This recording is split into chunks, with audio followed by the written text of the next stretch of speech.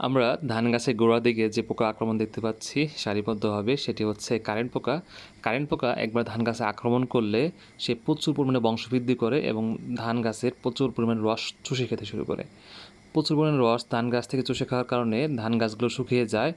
দূর থেকে দেখলে মনে হয় যে ধান খেতে বাজ পড়েছে এবং বাজ পেয়ে ওই অংশ পুড়ে গেছে।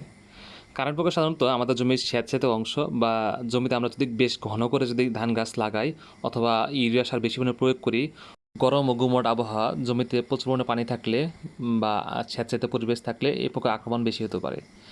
জমিতে কারেন্ট পোকার আক্রমণ হলে দ্রুত ধান ক্ষেতের পানিগুলো বের করে দিবেন।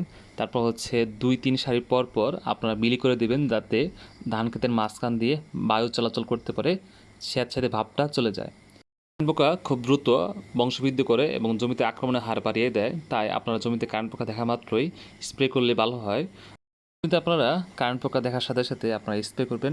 স্প্রে হিসেবে পাইমেট্রোজেন গ্রুপের পাইটা 50 EC বা হচ্ছে প্লেনাম স্প্রে করতে পারেন, অথবা পাইমেট্রোজিন প্লাস নিতেন পাইরাম গ্রুপের কীটনাশক তড়িৎ ছাবা স্প্রে করলে খুব ভালো ফল পাবেন।